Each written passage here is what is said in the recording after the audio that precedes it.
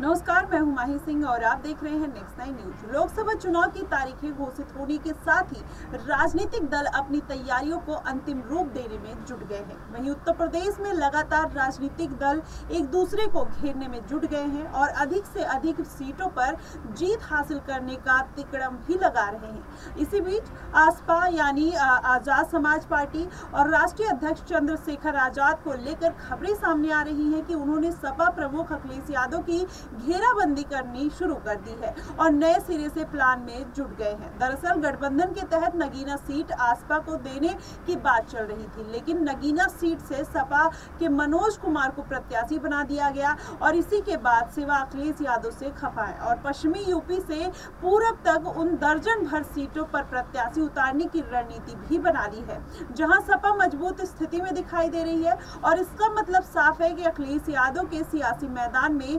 चंद्रशेखर आजाद से लगाने के लिए पूरा मन बना चुके हैं और इसके साथ सपा को भारी नुकसान भी हो सकता है। आपको बता दें, भीम आर्मी चीफ चंद्रशेखर आजाद लगातार पार्टी कार्यकर्ता के साथ बैठकें कर रहे हैं और यूपी में दर्जन भर सीटों पर प्रत्याशी उतारने को लेकर मंथन भी करते हुए नजर आ रहे हैं। वहीं राजनीतिक जानकारों की माने तो वह अपनी इस रणनीति से अखिलेश यादव को शिकस्त देने के लिए पूरा मास्टर प्लान बना चुके हैं।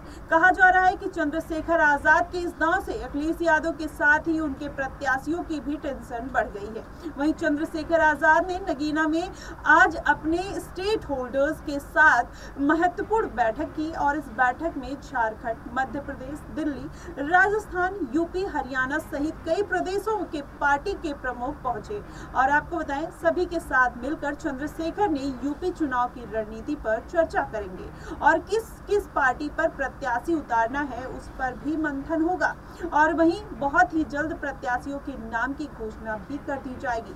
वहीं राजनीतिक जानकारों के मुताबिक बात करें तो चंद्रशेखर आजाद और अखिलेश यादव के बीच सियासी युद्ध का कारण पश्चिमी यूपी का नगीना लोकसभा सीट को माना जा रहा है।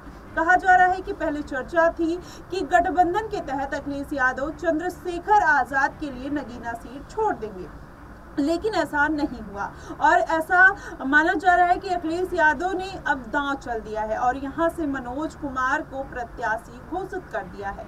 अब इसी के बाद से चंद्रशेखर अखिलेश का पूरा खेल ही बिगाड़ने के लिए तैयार बैठे हैं। आपको बता दें, भीम आर्मी चीफ चंद्रशेखर आजाद जिन लोकसभा सीट पर प्रत्याशी उतारेंगे वहां बड़ी रैलियां भी करेंगे और इन रैलियों में भाजपा सरकार पर तो निशाना साधते हुए भी नजर आएंगे और उसके साथ ही अखिलेश यादव को भी घेरते हुए नजर आने वाले हैं।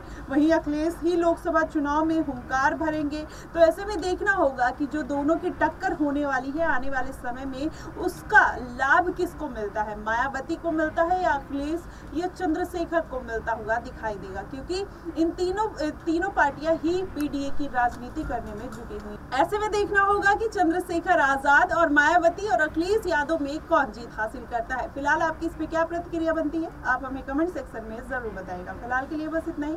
देश और दुनिया की तमाम खबरों के लिए हमारे साथ बने रहिए। नेक्स्ट